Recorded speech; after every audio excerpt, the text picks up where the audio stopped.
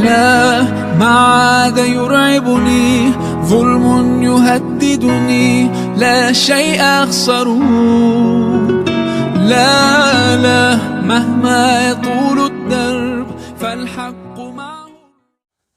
Assalamualaikum warahmatullahi wabarakatuh. Alhamdulillah wa syukru lillah, la haula wa la quwata illa billah. Ashhadu an la ilaha illallah wahdahu la syarikalah, wa ashhadu anna Muhammadan abduhu wa rasuluh, la nabiyya wa la rasula ba'dah. Allahumma salli wa sallim wa barik ala Muhammad wa ala alihi wa sahbihi wa man tabi'ahu ila yaumil qiyamah.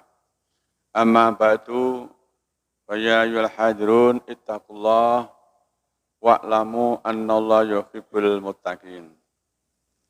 Jamaah maghrib rahimakumullah, alhamdulillah. Mari kita senantiasa bersyukur kepada Allah Subhanahu wa taala yang telah banyak memberikan rahmat dan nikmat kepada kita sekalian, sehingga pada malam hari ini kita bisa hadir dalam pertemuan silaturahim sekaligus menunaikan kewajiban kita sebagai hamba Allah yang beriman, yaitu sholat maghrib berjamaah, diteruskan dengan mari kita sama-sama meningkatkan ilmu kita sehingga kita bisa melaksanakan kewajiban syariat Islam itu dengan baik. Mudah-mudahan nikmat yang diberikan oleh Allah bisa kita manfaatkan seperti perintahnya, wabtaghi fima ataqallahu darul akhirah wa la tansa nasibaka minad dunya wa ahsin kama ahsanallahu ilaik wa la tabghil fasad innallaha la yuhibbul mufsidin. Allah memerintahkan kepada kita agar apa yang dianugerahkan kepada kita betul-betul kita manfaatkan. Wabtaghi fima ataqallahu darul akhirah. Carilah dari apa yang telah dianugerahkan kepada kamu untuk kepentingan akhirat. Wala tansa nasibaka minad dunya, meskipun kita tidak boleh lupa juga bagian kita untuk kehidupan dunia. Wa ahsin kama ahsanallahu ilaik, dan berbuat baiklah seperti Allah telah berbuat baik kepadamu. Wala tabghil fasad, jangan berbuat kerusakan. Innallaha la yuhibbul mufsidin, sesungguhnya Allah tidak menyukai orang-orang yang berbuat kerusakan. Itu satu perintah pada kita sekalian, bagaimana bisa memanfaatkan apa yang harus kita manfaatkan, nikmat-nikmat yang diberikan oleh Allah kepada kita sekalian. Jamaah maghrib rahimakumullah, pada malam hari ini saya membawa satu tema. Ya, mengapa harus mentauhidkan Allah? Judul ini memang saya ambil berdasarkan saya melihat materi-materi atau satu pedoman yang saya pakai. Ternyata manusia ini setelah lahir kemudian dewasa ini banyak yang lupa jati dirinya. Jati diri manusia itu yang pertama adalah tauhid. Manusia itu bertauhid. Implikasinya adalah hanya beriman kepada Allah, hanya beribadah kepada Allah, kemudian beragama Islam. Itu implikasi daripada jati diri manusia yang pertama, yaitu tauhid. Yang kedua, jati diri manusia adalah sebagai makhluk sosial. Jadi manusia ini di dalam kehidupan dunia ini adalah sebagai makhluk sosial. Kemudian yang ketiga, jati diri manusia adalah sebagai khalifah di bumi. Tiga inilah yang menjadi jati diri manusia. Yang pertama adalah bertauhid atau mentauhidkan Allah. Nah, karena itulah mengapa kita harus mentauhidkan Allah. Ini perlu kita kaji bersama. Yang pertama, karena manusia itu telah terikat dengan janji kepada Allah. Ya, mungkin sudah pernah kami sampaikan ya di dalam materi tersendiri ya, jadi tema tersendiri khusus masalah ini. Jadi manusia itu telah terikat janji dengan Allah. Janji manusia pada Allah itu sebagaimana disebutkan dalam firman-Nya surat Al-A'raf ayat 172. Wa idh akhadha rabbuka min bani adama min dhuhurihim dzurriyyatahum wa asyhadahum ala anfusihim alastu birabbikum qalu bala syahidna. Ini satu janji yang mengikat pada diri kita sebagai manusia bahwa pada saat Allah menurunkan keturunan anak Adam, itu Allah telah mengambil kesaksian kepada ruh-ruh yang akan dimasukkan kepada kita. Jadi pada saat roh itu dimasukkan dalam jasad kita, kemudian roh itu diambil kesaksian. Kesaksiannya apa? Alastu birabbikum. Apakah aku ini Tuhanmu? Jadi kesaksiannya bentuk pertanyaan. Alastu birabbikum. Apakah aku ini Tuhanmu? Kemudian roh itu menjawab, qalu bala syahidna. Betul, engkau adalah Tuhanku. Kami bersaksi. Nah, mengapa Allah mengambil kesaksian seperti itu? Karena supaya nanti pada hari kiamat tidak mengatakan saya dulu tidak pernah berjanji seperti itu. Sehingga tidak menjadi manusia yang lalai. Ini penyebab pertama. Kenapa kita harus mentauhidkan Allah. Karena pada ayat itu sudah jelas bahwa kita sudah mengakui bahwa Allah adalah Tuhan kita. Bahwa Allah adalah Tuhan yang menciptakan kita. Allah adalah Tuhan yang harus kita sembah. Ini satu janji yang mestinya setiap manusia tidak boleh melupakannya. Tetapi kebanyakan setelah hidup mewah dan banyak dan pengaruh-pengaruh lingkungan sehingga janji itu kadang-kadang dilupakan. Kemudian yang kedua yaitu Allah menciptakan manusia, tujuan utamanya adalah untuk menyembah kepadanya, untuk mentauhidkan kepadanya. Jadi Allah menciptakan manusia itu tujuan utama supaya bertauhid kepadanya, supaya hanya menyembah kepadanya. Bagaimana disebutkan oleh Allah dalam firman-Nya dalam surat Az-Zariyat ayat 56, sudah sering kita dengar ya, karena ini sudah sangat terkenal.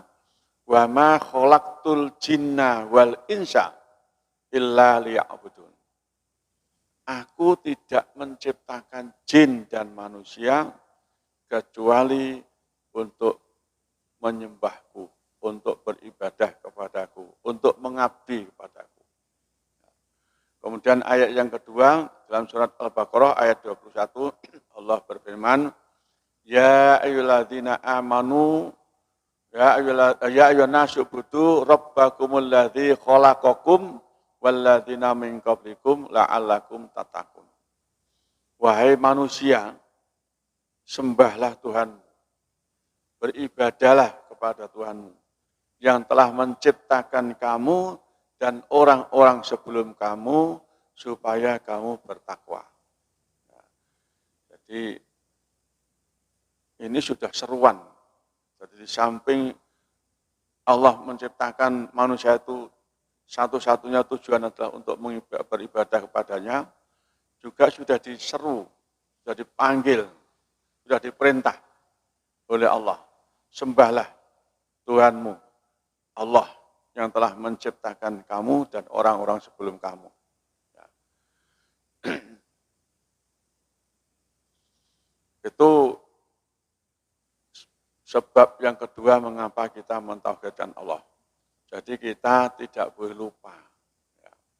Kemudian yang ketiga, orang yang kuat tauhidnya kepada Allah, dia akan mampu menolak ajakan orang lain untuk menyembah kepada selain Allah. Jadi kalau orang itu tauhidnya kuat, betul-betul mulut dan hatinya itu satu kata, hanya menyembah kepada Allah, maka ajakan apapun dari orang lain untuk menyembah kepada selain Allah akan ditolak. Banyak ayat yang menyampaikan, yang mendasar ini ada beberapa yang kami sampaikan. Yang pertama surat An-Naml ayat 91. Innama umirtu an a'budu rabba hadzal baldatil ladzi haramaha wa lahu kullu syai'in wa umirtu an akuna minal muslimin. Aku hanya diperintahkan untuk menyembah Tuhan negeri ini, negeri Mekah, yaitu Allah, yang telah menjadikannya suci dan kepunyaannya lah segala sesuatu, dan aku diperintahkan supaya aku termasuk orang-orang yang berserah diri. Nah, ini dasar yang pertama. Jadi surat An-Naml ayat 91. Jadi manusia itu hanya diperintah untuk menyembah kepada Allah, yaitu Tuhan negeri Mekah. Ya. Kemudian yang kedua, Qul ya ayyuhal kafirun la a'budu ma ta'budun wala antum a'biduna ma a'bud wala ana a'bidum ma abatum wala antum a'biduna ma a'bud lakum dinukum waliyadin. Ayat ini juga sudah sering kita dengar bagi para penceramah menyampaikannya, karena ini penting sekali. Dari asbabun nuzul ayat ini, Rasulullah pernah diajak oleh orang-orang kafir, orang-orang Quraisy waktu itu, untuk bergantian menyembah Tuhan. Satu hari menyembah Tuhannya Muhammad, satu hari menyembah Tuhan orang Quraisy. Diajak begitu, bergantian, supaya rukun katanya. Tapi kemudian turunlah ayat ini. Qul ya ayyuhal kafirun. Katakanlah, wahai orang-orang kafir, la a'budu ma ta'budun. Saya tidak menyembah apa yang aku sembah, yang kamu sembah. Wala antum a'biduna ma a'bud. Dan kamu pun tidak akan menyembah apa yang aku sembah. Wala ana a'bidum ma abatum. Dan aku tidak akan menjadi penyembah apa yang kamu sembah. Wala antum a'biduna ma a'bud. Dan kamu pun tidak akan menjadi penyembah apa yang aku sembah. Lakum dinukum waliyadin. Untukmu agamamu dan untukku agamaku.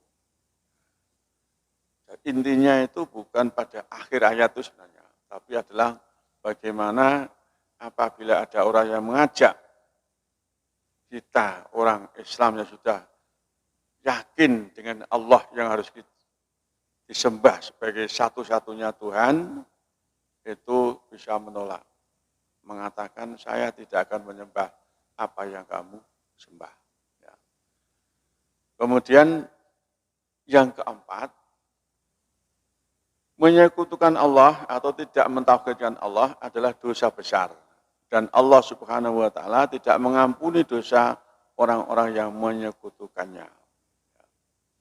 Jadi kalau orang yang tidak mentauhidkan Allah, itu akibatnya akan mendapat azab dari Allah. Karena dia telah melakukan dosa besar. Dalam surat Luqman ayat 30 Allah berfirman, "Dzalika bi annallaha wal haq wa anna ma yatuna min dunihil batil." Sesungguhnya Allah dialah yang hak, yang benar, yang berhak disembah. Dan sesungguhnya yang mereka seru selain Allah adalah batil. Artinya apa yang disembah selain Allah itu adalah batil, salah, tidak benar, tidak hak. Karena itu kita tidak boleh menyekutukannya, tidak boleh mencari Tuhan selain Allah. Yang kedua, dalam surat Luqman juga ayat 13, Allah berfirman, wa idh qala Luqmanu libnihi wa huwa ya'iduhu ya bunayya la tusyrik billah innasyirka la dzulmun adzim. Luqman itu bukan nabi, tapi seluruh nasihat-nasihat kepada putra-putranya itu dibakukan dalam Al-Quran. Ada beberapa sejarah tentang Luqman, ada yang mengatakan sebagai Perdana Menteri, ada yang mengatakan sebagai hakim, ya, dan sebagainya. Ya. Ingatlah, kata Allah, tatkala Luqman berkata kepada anaknya, saat itu beliau menasihati putranya, memberikan pelajaran kepadanya. Hai anakku, ya bunaya. Bunaya itu panggilan kepada anak yang sangat disayang. Ya bunaya, la tusyrik billah. Janganlah kamu sekali-kali mensekutukan Allah. Inna syirka ladulmun adzim. Karena menyekutukan Allah itu adalah dosa besar, kezaliman besar. Kezaliman besar itu adalah syirik, berbuat syirik. Inna syirka la dzulmun adzim. Karena sesungguhnya menyekutukan Allah itu adalah dosa besar. Inna syirka la dzulmun adzim. Jadi ini nasihat Luqman kepada putranya pada saat beliau memberikan pelajaran. Pertama-tama yang diajarkan oleh Luqman adalah tauhid. Baru kemudian taat pada orang tua, kemudian beramal soleh, terus tidak boleh sombong. Nah, kalau itu bisa kita baca mulai ayat 13 sampai 18. Itu surat Luqman itu nasihat kepada anak-anaknya. Ya, itu satu nasihat yang perlu kita tiru sebenarnya sebagai orang tua. Pertama-tama yang harus kita tanamkan kepada anak-anak cucu kita adalah tauhid. Tidak boleh berbuat syirik. Tidak boleh mensekutukan Allah.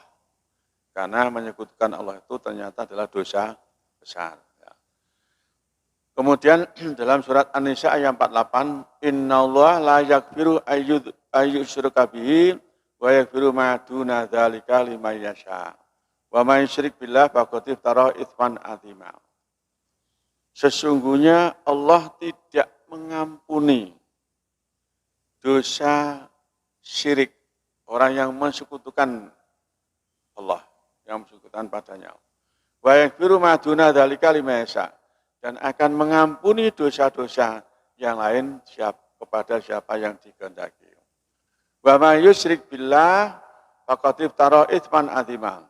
Siapa yang telah menyekutukan Allah, siapa yang akan menyekutukan Allah telah masuk ya untuk menjadi manusia yang berbuat dosa besar.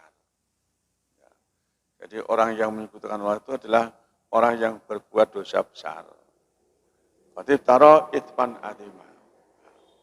Jadi dosa syirik itu tidak akan diampuni kecuali ditobati dengan taubatan nasuha.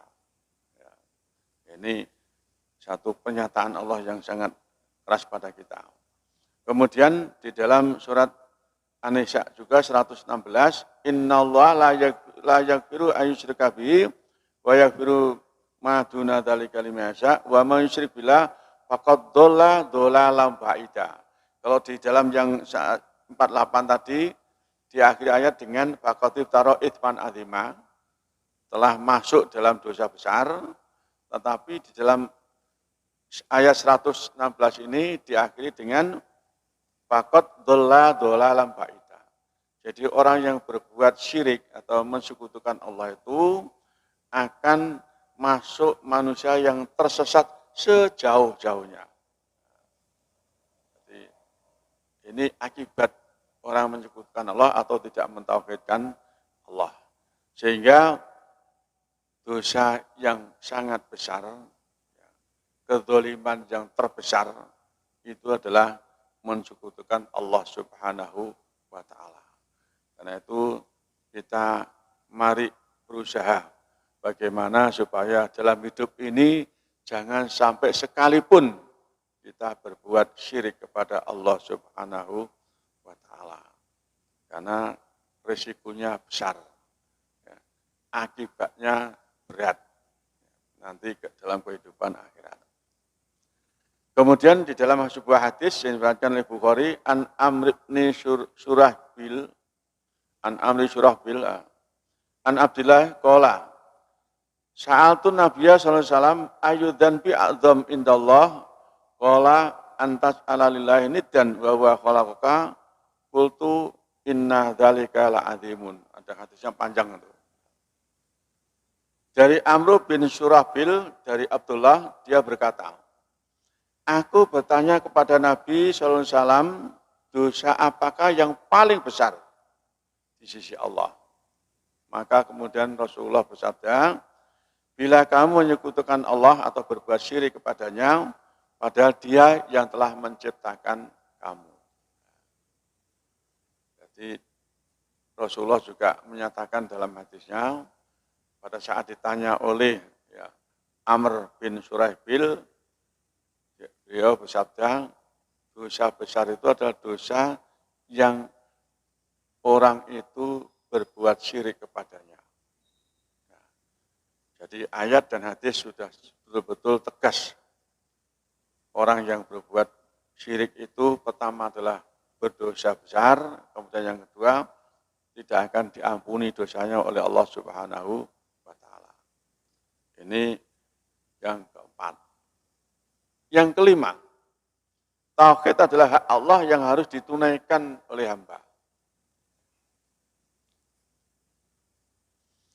Dari sebuah hadis an Mu'ad bin Jabal radhiyallahu an qala kuntu rifdan Nabi sallallahu alaihi wasallam ala himarin yuqalu lahu Ufairun faqala ya Mu'ad hal tadri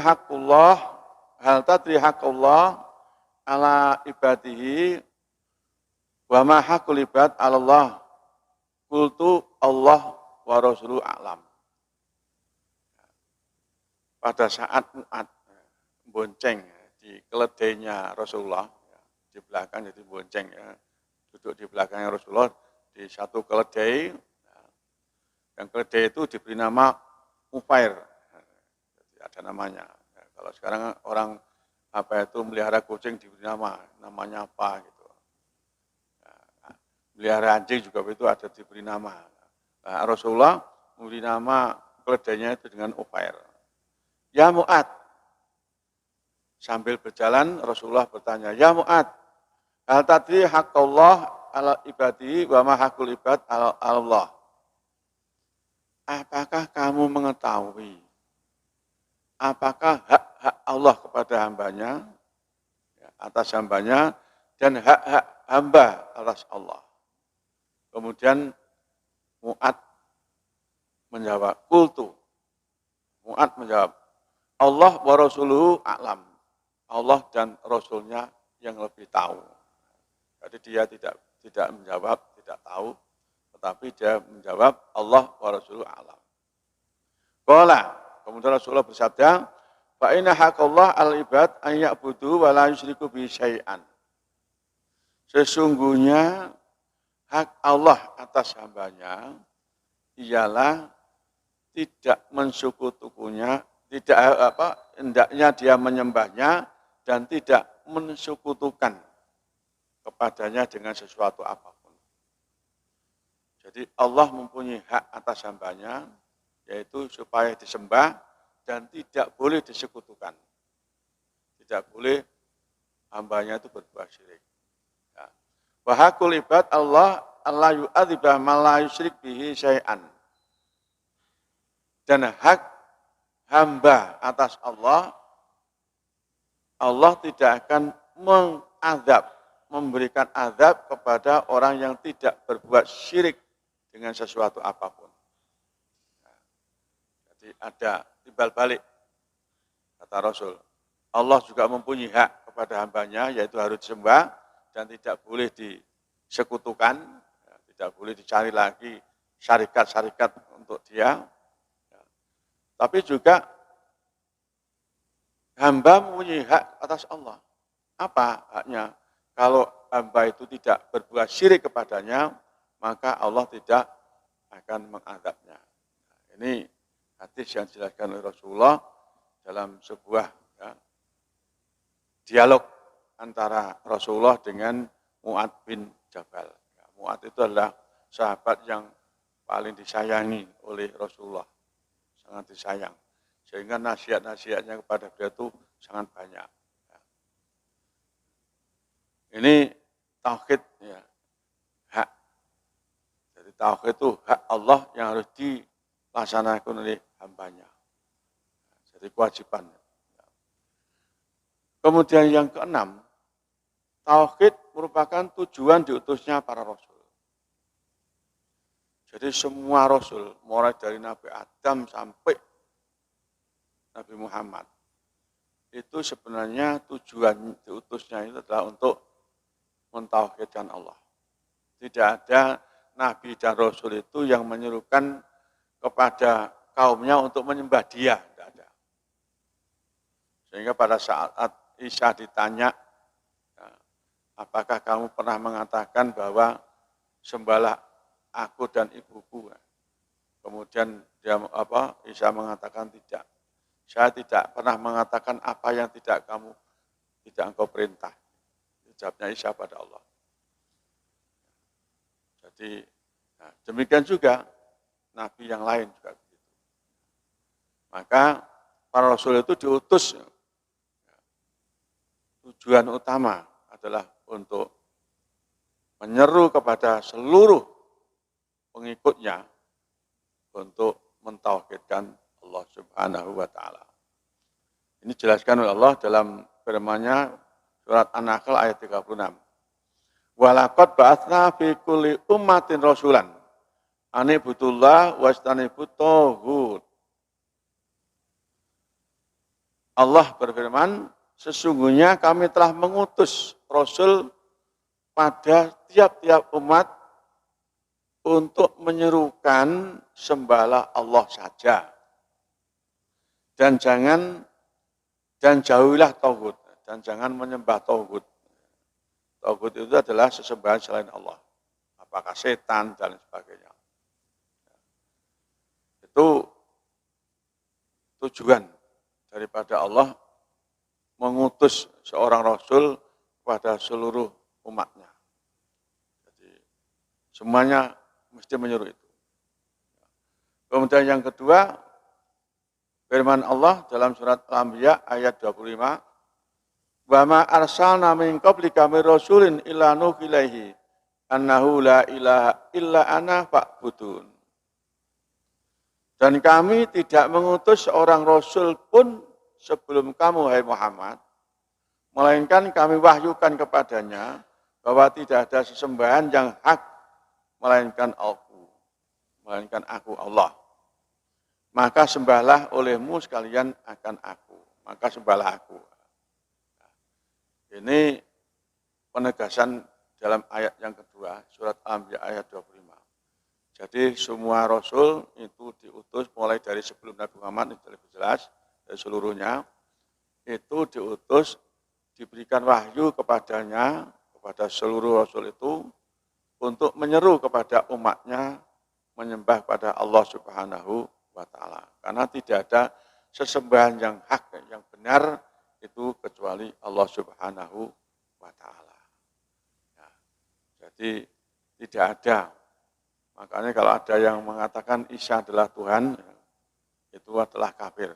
Ya. Qad kafara, kata ayat dalam surat dalam firman Allah, telah kafir orang yang mengatakan bahwa Isa adalah anak Allah. Ya. Dan itu makanya di dalam kitab Injil yang asli, itu sebenarnya tidak ada seruan pada umat Nasrani ya, itu untuk menyembah kepada Tuhan, kalau istilahnya Tuhan Allah ya gitu, Tuhan Allah, Tuhan Ibu dan Tuhan Ruhul Kudus, tidak ada. Tapi seluruhnya itu adalah menyerukan untuk menyembah hanya kepada Allah Subhanahu wa taala. Jadi Injil itu yang asli itu namanya Barnabas. Bahasanya bahasa Ibrani.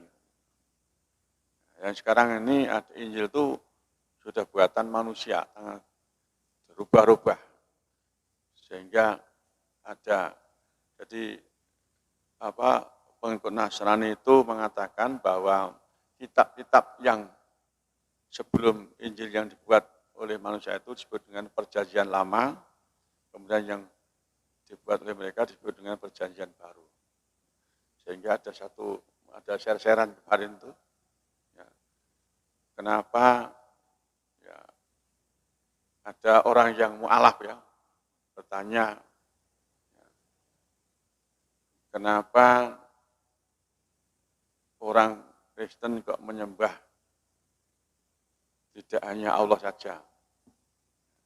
Jawabnya, padahal Islam itu hanya menyembah pada Allah.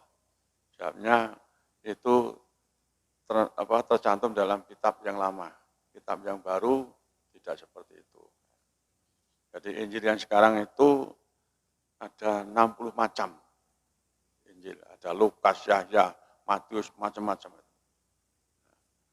Itu sebenarnya sudah buatan manusia, bukan asli dari Allah Subhanahu wa taala. Yang asli bahasanya adalah Ibrani, namanya Injil Barnabas. Saya sendiri juga belum pernah melihat. Ya.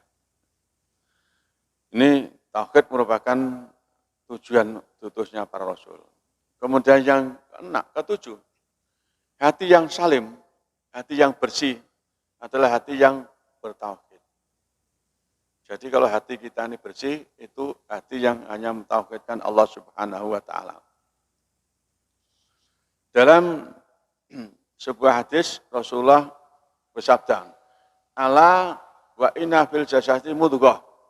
Idza salukal jasadu kulluhu wa idza fasadal jasadu kulluhu. Ala wa yal qalbu." Ingatlah, kata Rasul, di dalam tubuh manusia itu ada segumpal daging. Segumpal daging ini kalau baik, maka seluruh anggota tubuhnya baik. Tapi kalau segumpal daging ini rusak, maka juga seluruh anggota tubuh ini rusak. Apa segumpal daging itu? Ala wa yal qalbu. Ingatlah bahwa segumpal daging itu adalah hati. Dulu pernah saya sampaikan bahwa hati itu laksana raja, kata Ibnu Qayyim. Manakala hati itu bertindak sebagai raja, dia akan memerintahkan bawahannya sesukanya, sesuai dengan kehendaknya. Maka kalau hatinya baik, ya memerintah baik. Kalau hatinya rusak, ya memerintah kerusakan. Nah, ini satu gumpal daging itu, tapi sangat menentukan. Dorongan seluruh anggota badan kita ini adalah tergantung hati kita. Kalau hati kita baik, maka akan mendorong seluruh anggota tubuh kita berbuat kebaikan.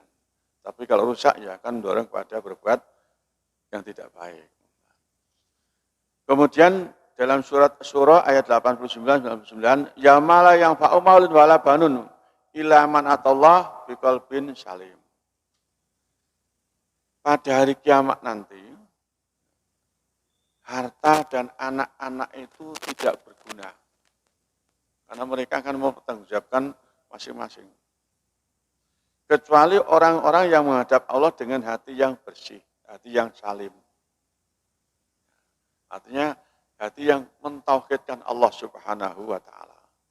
Sehingga akan memerintahkan seluruh anggota tubuhnya untuk satu, beriman hanya kepada Allah, yang kedua beribadah hanya kepada Allah, yang ketiga beragama Islam. Tadi seperti yang saya sampaikan pada awal tadi. Itu hati yang bersih. Karena itu kita ini sebenarnya yang paling penting itu menata hati kita. Supaya apa? Hati kita tidak melakukan memerintah lisan kita mengucapkan yang tidak baik, memerintah anggota badan yang lain, tangan, mata, tidak berbuat kemaksiatan. Sholatnya rajin, tapi hatinya kotor, sehingga ungkapannya juga jorok pada orang lain, sering mengumpat, ya, bahkan melaknat orang lain. Kemudian mata kita juga penuh dengan maksiat. Sholat kita tidak ada gunanya. Karena itu, mari kita tata hati kita menjadi hati yang salim. Hati yang salim itu hati yang mentauhidkan Allah Subhanahu wa Ta'ala. Sehingga implikasinya banyak sekali. Ya. Karena itu hati yang salim adalah hati yang bertauhid pada Allah Subhanahu wa Ta'ala. Kemudian yang ke-8 itu yang terakhir insya Allah. Tauhid adalah kewajiban atau perintah pertama dan terakhir. Nah, ini juga pernah saya buat topik tema tersendiri. Ada beberapa mungkin 1 tahun atau 2 tahun yang lalu pernah. Ya. Jadi perintah pertama dan terakhir. Itu. Insya Allah temanya begitu kalau salah itu. Nah, ini ternyata tauhid adalah kewajiban atau perintah pertama dan perintah yang terakhir. Allah Subhanahu wa Ta'ala senantiasa mendahulukan perintah tauhid dan menjauhi syirik sebelum memerintah yang lainnya dalam setiap firman-Nya dalam Al-Qur'an. Wa'budullah wa la tusyriku bihi syai'an. Wa'budullaha wa la tusyriku bihi syai'an. Sembahlah Allah dan janganlah kamu mempersekutukannya dengan sesuatu apapun. Nah, ini perintah pertama. Ayat yang tadi awal juga begitu. Ya ayyuhan nas u'budu rabbakumul ladzi khalaqakum dan seterusnya. Ya. Kemudian yang kedua, ketika Rasulullah mengutus Mu'ad bin Jabal ke Yaman, beliau bersabda. Jadi Rasulullah pernah mengutus Mu'ad bin Jabal ke Yaman untuk berdakwah. Apa yang disampaikan kepada Mu'ad? Innaka ta'ti kauman min ahli kitab fal yakun awwala ma tatuhum ilaihi syahadatu alla ilaha illallah. Engkau nanti, kata Rasulullah pada Mu'ad, akan menjumpai kaum ahli kitab. Fayakun awalama ta'tuhum ilaihi syahadatu alla ilallah. Maka yang pertama-tama kamu seru kepada mereka, kamu dakwahkan kepada mereka adalah bersaksi atau persaksian bahwa tidak ada Tuhan kecuali Allah. Tidak ada sesembahan kecuali Allah. Itu yang pertama, yang diperintahkan oleh Rasulullah kepada Mu'ad, dakwahnya kepada orang Yaman. Jadi orang Yaman, di penduduknya banyak orang ahli kitab. Ahli kitab itu ya Nasrani, Yahudi, itu ahli kitab. Maka diperintahkan pertama oleh Rasulullah kepada Mu'ad, engkau dakwahkan pertama adalah bagaimana supaya mereka hanya menyembah pada Allah, hanya mengakui, bersaksi bahwa tidak ada Tuhan kecuali Allah Subhanahu wa Ta'ala. Kemudian dalam riwayat lain, wal yakun awwala ma tatum ila an yuwahhidullaha ta'ala. Hendaklah yang pertama kali engkau serukan kepada mereka adalah agar mereka mentauhidkan Allah Subhanahu wa Ta'ala. Ya. Ini pertama-tama yang harus diseru, yang harus didakwahkan. Rasulullah bersabda dalam rangka menjelaskan dakwahnya kepada manusia. Umirtu an uqatilan nas hatta yashhadu alla ilaha illallah wa anna Muhammadar Rasulullah. Jadi Rasulullah diperintah oleh Allah, umirtu, saya diperintah, an uqatilan nas, untuk memerangi manusia, kata yashhadu, sehingga mereka bersaksi alla ilaha illallah wa anna Muhammad Rasulullah, bahwa tidak ada Tuhan kecuali Allah dan Muhammad adalah utusan Allah. Jadi kalau kita ini memerangi orang-orang yang musyrik itu sebenarnya sah-sah saja. Karena mengacu pada hadis ini, bahwa Rasulullah diperintah oleh Allah untuk memerangi orang-orang yang tidak mengakui Allah sebagai satu-satunya Tuhan.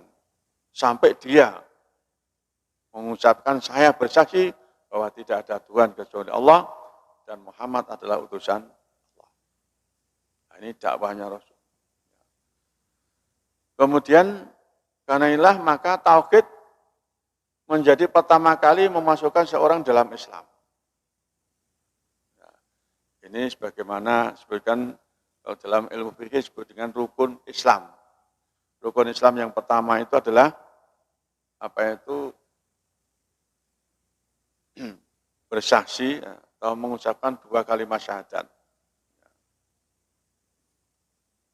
Dalam sebuah hadis, hadis ini adalah hadis dari dialog antara malaikat Jibril dan Nabi Muhammad pada itu. Datang malaikat Jibril, kemudian tanya kepada Muhammad, mal Islam, ya Muhammad. Maka kemudian dijawab, Islam itu syahadatu alla ilaha dan seterusnya. Kemudian beliau bersabda yang dikeluarkan oleh Umar bin Ibnu Umar radhiyallahu anhu, qala Rasulullah SAW, bunyal Islamu ala khamsin, syahadatu alla ilallah wa anna Muhammad Rasulullah wa iqamis shalah wa ita'iz zakah wal haji wa shaumi Ramadan. Nah, ini dalam ilmu fikih disebut rukun Islam. Islam itu didirikan atas 5 pilar, 5 dasar. Pertama, bersaksi bahwa tidak ada Tuhan kecuali Allah. Dan Muhammad adalah utusan Allah. Itu rukun Islam yang pertama, atau pilar Islam yang pertama, atau dasar Islam yang pertama. Yang kedua, wa iqamis shalah, mendirikan sholat. Jadi itu. Kemudian yang ketiga, wa ita'iz zakah, membayar zakat. Kemudian yang keempat, wal hajj, yaitu ibadah haji, wa shaumi Ramadan, kemudian ibadah puasa Ramadan. Ini dasar Islam. Jadi ada 5 dasar yang harus dilakukan oleh sebagai seorang Islam. Pertama, syahadatain. Syahadatain itu syahadat tauhid dan syahadat Rasul. Kemudian yang kedua, mendirikan sholat. Sholat 5 waktu, ini yang wajib, yang tidak boleh ditinggalkan bagi orang Islam yang sudah balik. Ini tidak boleh. Karena kalau sudah balik itu sholat 5 waktu menjadi fardu ain. Tapi kalau sholat jenazah fardu kifayah, beda. Jadi kalau sholat 5 waktu fardu ain, wajib yang harus dilaksanakan setiap orang yang sudah akil balik. Biasanya umur 10 tahun ke atas itu sudah akil balik. Maka ada hadis yang menyatakan begitu. Ya. Kemudian membayar zakat. Membayar zakat ini kalau punya harta yang sudah memenuhi nisab. Ada nisabnya zakat. Sapi berapa, kemudian kerbau berapa, unta berapa, emas berapa, ada nisabnya. Artinya batas jumlah harta yang wajib dizakati. Itu namanya nisab. Kemudian ibadah haji, bagi yang mampu, bagi yang bisa Bapak itu mewujudkan pergi ke sana, menyiapkan bekal, kemudian perjalanan yang aman. Nah, ini kemarin pandemi, libur hajinya. Mudah-mudahan tahun 2022 sudah bisa dilaksanakan ibadah haji lagi. Ya, ini rupanya sudah didata oleh Departemen Agama bahwa tahun 2022 itu yang kemarin tertunda sudah didata untuk insya Allah berangkat tahun 2022. Ya. Kemudian yang keempat adalah puasa Ramadan. Ini juga wajib, fardu ain juga, tidak boleh ditinggalkan. Tauhid juga yang terakhir kali mengeluarkan seorang dari